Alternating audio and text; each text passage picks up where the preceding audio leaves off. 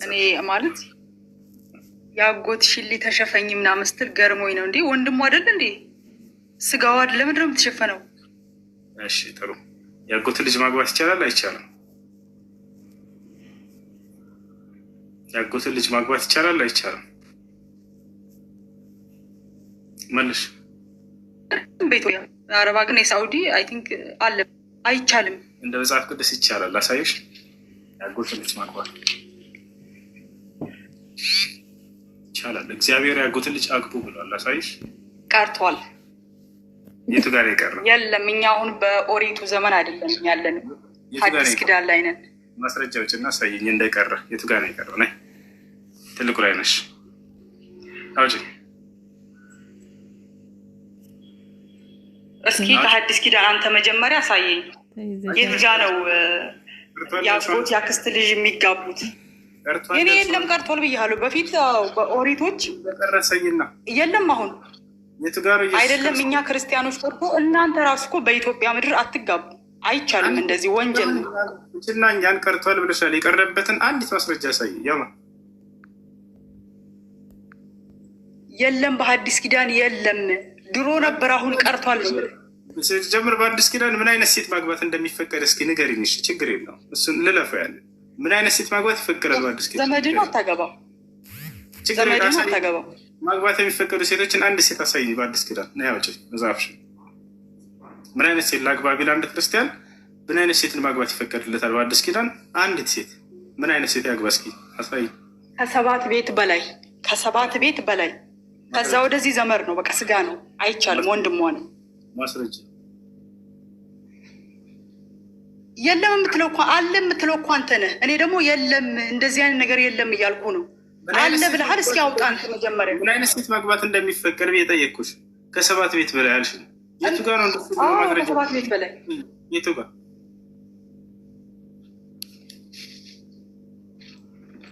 ምን አይነት ማስረጃ ነው የምሰጥህ? አይን ለተናገርሽው ንግግር የጠየቅኩ እኮ እኔ ነኝ። አንቺ እኮ እኔ ጠየቅኩሽ መለስሽልኝ አይደል? ለመለሽ ድሮ ቀርቷል፣ በፊት ነበረ በኦሪት ነው። አሁን ግን በሐዲስ ኪዳን ላይ የለም፣ እንደዚህ አይነት ነገር የለም።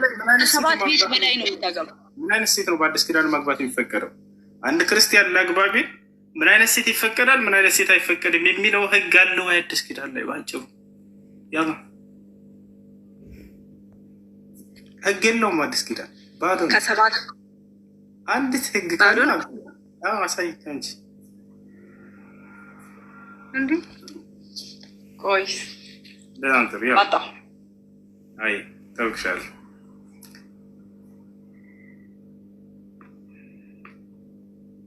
እንደ ክርስትና ሌላ ጥያቄ በዚሁ ወንድ ወንድን ቢገናኝ በአዲስ ኪዳን ኃጢአት ነው ወይ? ማስረጃ ሳይ ወንድ ወንድን ቢገናኝ ወንድ ሰው ወንዱ የሚገናኘው ኃጢአት ነው ወይ? የለም የሚከለክል አንድ ቦታ እንዴ ይሄ ግብረ ሰዶም እኮ ነው። ይሄ እንትን በሰዶም እና ገሞራ እኮ እሳት ነው ከላይ የዘነበባቸው እንደዚህ እየሰሩ በፊት ማለት ነው።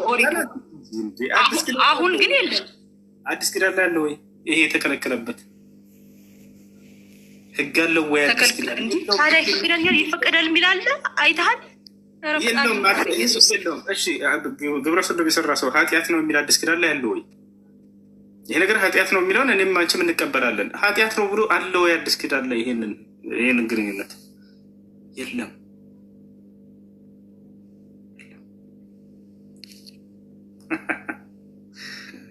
አዲስ ኪዳን ምንም ህግ የለውም። ምንም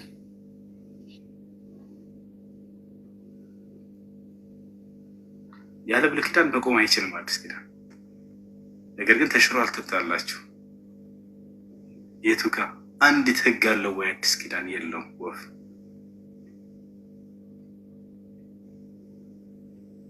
አንድ ክርስቲያን የሆነ ሰው የ3 ዓመት ልጅ ማግባት ይችላል አይችልም? የ3 ዓመት ህፃን ልጅ ይችላል አይችልም? መልስ ነው። ይሄማ በእናንተ ነው። የ6 ዓመት ልጅ ነብያችሁ ወስዶ በ54 ዓመቷ አግብቶ እንትን ያለው በ9 ዓመቷ የደፈረ መጽሐፍ ቅዱስ ላይ በ3 ዓመት ቢያገባ አንድ ሰው ኃጢአት ነው የተባለበት አለ ወይ? አለ ወይንስ የለም?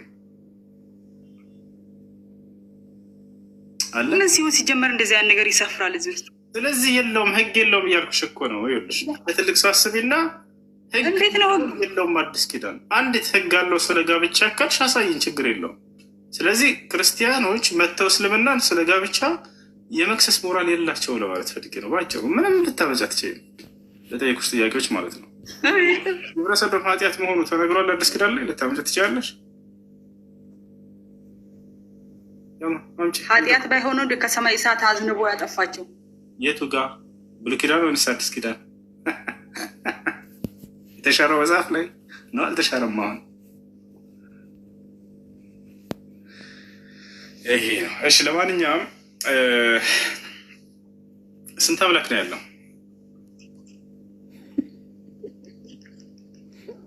ስንት አምላክ ነው ያለው?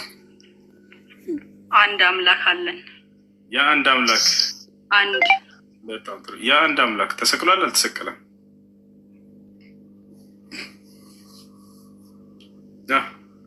አብ ወልድ መንፈስ ቅዱስ የአንድ አምላክ ተሰቅሏል። የአንድ አምላክ የአንድ አምላክ አንድ አምላክ አለን እግዚአብሔር እንላለን። ቅድስት ስላሴ ስላሴ የሚል ቃል አለ መጽሐፍ ቅዱስ ላይ ይቆራረጣል። እሺ ያ አንድ አምላክ ተሰቅሏል ወይንስ አልተሰቀለም? መስቀል ላይ እኔ ይሰማል አውቃ የኔም ያቺ ይሰማናል። ኦ ማይ ጋድ ያ አንድ አምላክ ተሰቅሏል አልተሰቀለም? መልሽ። ይሰማል። ታይሽ እንግዲህ አሕዛብን ሂዱና በአብ በወልድ በመንፈስ ቅዱስ እያጠምቋቸው ይላል በወንጌል ላይ።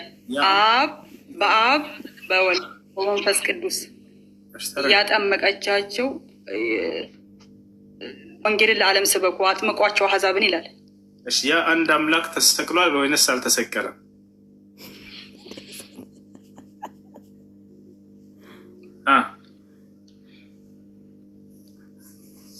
በይ አለም እየተሰማኝ አይደለም። ድምጼ ይቆራረጣል። ኧረ ይሰማል። ያ አንድ አምላክ ተሰቅሏል በመስቀል ላይ ወይንስ አልተሰቀለም?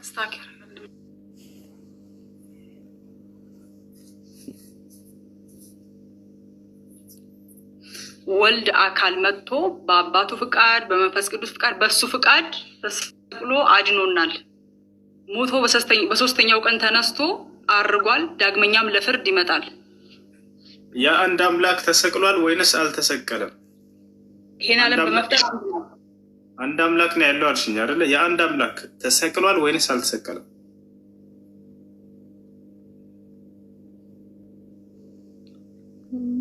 ራስሽ ነገር አጋቢ። እንግዲህ ወልድ ነው የተሰቀለው። አካል አንድ አካል መጥቷል። በራሱን ፍቃድ ቅዱስ ፍቃድ በአብ ፍቃድ። እዚህ ጋር በመረጃ ምን ነገር እፈልጋለሁ ማለት ለታግዛት ፈልገህ ነው? ኔትወርክ ቀይ ያበራ ነው። ቆይ እሷ ትቀጥልና አብሽር ትቀጥላለህ። እሺ ከሰውና እንዴ አንድ አምላክ ነው ያለው አልሽኝ አይደለ? ያ አንድ አምላክ ተሰቅሏል ወይንስ አልተሰቀለም? መልሽና መልሱን ከዛ ታብራራለሽ። እሺ የአንድ አምላክ ነው ያለው። የአንድ አምላክ ተሰቅሏል ወይንስ አልተሰቀለም? ተሰቅሏል። የአንድ አምላክ ወልድ አካሉ ተሰቅሏል። ተስማሙ። መጀመሪያ የአንድ አምላክ ተሰቅሏል እያለ ነው እሱ። እሷ ደግሞ አይ ወልድ ነው የተሰቀለው እያለች ነው። ትክክል ናት። ዘፍጥረት እኮ 1:26 ላይ እግዚአብሔርም አለ ሰውንም በመልካችን እንደ ምሳሌያችን እንፍጠር። እግዚአብሔርም አለ ብሎ አንድነቱን በመልካችን እንደ ምሳሌያችን እንፍጠር ሲል ደግሞ ብዛትን ሶስትነትን ይገልጻል። ኦኬ እንፍጠር እያለ ያለው ተናጋሪው ማን ነው? ለምሳሌ አንድ ሰው አለ አይደለ? ቃል አለ፣ ልብ አለ፣ እስትንፋስ እንፍጠር። ስለዚህ በመፍጠር አንድ ናቸው እያልኩ። እሺ እንፍጠር ያለው ማን ነው? በመፍጠር አንድ ናቸው። በስም ሶስት ናቸው። አብ ወልድ መንፈስ ቅዱስ።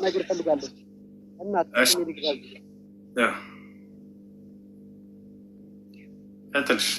እግዚአብሔር አምላክ አለ እነሆ አዳም መልካምን እና ክፉን ለማወቅ ከኛ እንዳንዱ ሆነ። ከኛ የሚለው እንደ አንዱ የሚለው እግዚአብሔር ከአንድ በላይ እንደሆነ ይጠቁመናል። እሺ ስለዚህ ተናጋሪው ማን ነው? እንፍጠር እያለ ያለው እሺ ገባ። እሺ እዚህ ጋር ልጅ ትምስረው ስለዚህ ጋር ተናግረችው ስራ ስላሴ አንድነትና ሶስትነት ሲገልጽ ነው ማለት ነው። ደምጽ ሀሳብና አንድነትና ሶስትነት ማለት ነው። እንፍጠር ሲል እሱ ብቻ አይደለም ምንም ሁለት ሶስት እንደሆነ ያስረዳል ይቃል ማለት ነው። ለምን ሁለት ሶስት ሆኖ? ለምን ሁለት ሶስት ሆኖ? ወይ ለምን ሁለት ሶስት ሆኖ? ለምን 1 ሚሊዮን አልሆኑ? እሺ በጣም ጥሩ። እንፍጠር አላ ልፍጠር አላለም። ልፍጠር ቢል አንድ የራሱን ብቻ የሚተካ የሆነን በጥሩ ያለው ማን ነው? በጣም ጥሩ። ስለዚህ በዚህ ስለተነገረ ሶስት ነው እያልከን ነው አይደለ?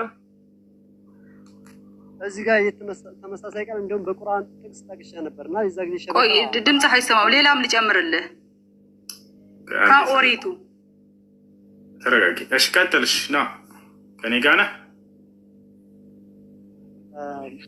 ከአንተ ጋር ነው። እሺ በጣም ጥሩ።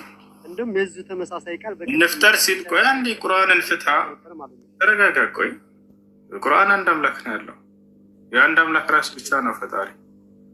እኔ ብቻ ነኝ خلق السماوات والارض ሰማይና ምድርን የፈጠርኩ እያለ ይናገራል ቃል በቃል። ገብቶሃል አይደል? ግን እሱን ግን በነገራችን ላይ እሱን የሚቃል ለምንሽል ደምቦ ቃል ቁርአን ብዙ አለ። አረባክ በተለይ አንድ ነው ተናግሮ ሊሆን ይችላል። ከአንድ በላይ እንደሆነ ታሳየኛለህ በቁርአን ላይ። እኛም ከዚህ በፊት ጠይቃ አላስረዳሁም እንዴ? በማስረጃ እያሳየሁ። እሺ ስንት ነው አምላክ? ስንት ነው ማለት? እንዴት አምላክ? አቤት አምላክ ስንት ነው? የምታመልከው አምላክ ስንት ነው?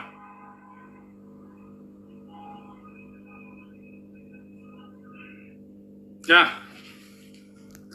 የምታመልከው አምላክ ስንት ነው? አምላክህ ስንት ነው? አንድ አምላክ ነው።